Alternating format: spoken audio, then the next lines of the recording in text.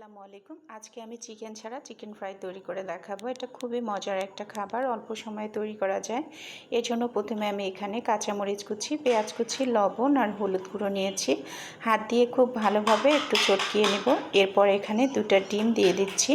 আমরা যেভাবে ডিম ভাজি করে থাকি ঠিক সেইভাবে এটা ভাজি করে নিব। তো 2টা ডিম খুব ভালোভাবে মিশিয়ে নিচ্ছি।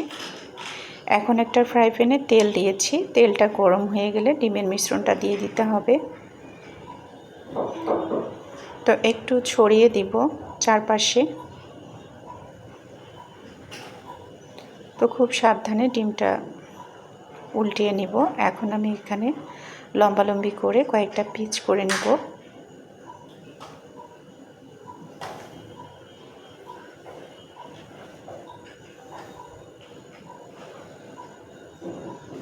তো ডিম ভাজিটা উঠিয়ে এটা ঠান্ডা করে নিতে হবে।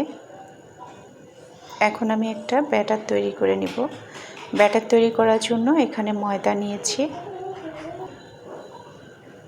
ময়দার সঙ্গে কিছুটা লবণ দিয়ে দিব আর দিয়ে দিচ্ছি এখানে চাট মশলা। হাতের কাছে চাট মশলা না থাকলে এখানে নুডলসের যে প্যাকেটের মশলা থাকে এটা ব্যবহার করতে পারবেন। এরপর একটু ভাজা জিরার গুঁড়া দিয়েছি আর দিয়েছি লাল মরিচের গুঁড়া। এখন সবগুলো উপকরণ খুব ভালোভাবে মিশিয়ে নিব। এরপর এখানে পানি মিশিয়ে একটা ব্যাটার তৈরি করে নিব। একটু পাতলা টাইপের ব্যাটারটা হবে।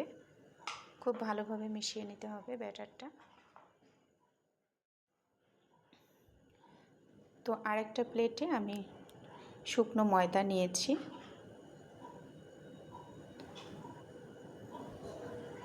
তো ভেজে রাখা ডিমটাও আমার ঠান্ডা হয়েছে। এখন আমি এই যে ব্যাটারটা তৈরি করেছি ব্যাটারের সাথে প্রথমে ভালোভাবে মিশিয়ে নিব। এরপর শুকনো ময়দার উপরে দিয়ে কোট করে নিতে হবে। তাহলে খুব সুন্দর একটা লেয়ার তৈরি হবে। তো চুলায় তেল গরম করতে দিয়েছি। তেলটা গরম হয়ে এসেছে। এখন আমি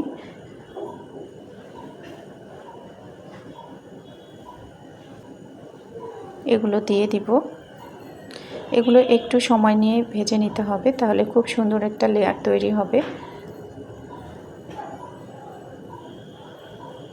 তো সাবধানে একটু উল্টিয়ে দিচ্ছি।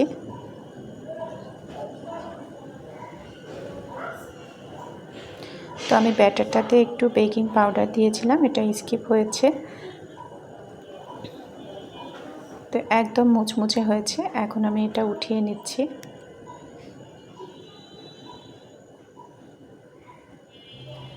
দেখতে পাচ্ছেন কতটা মুচমুচে হয়েছে। এটা খেতে অনেক মজা।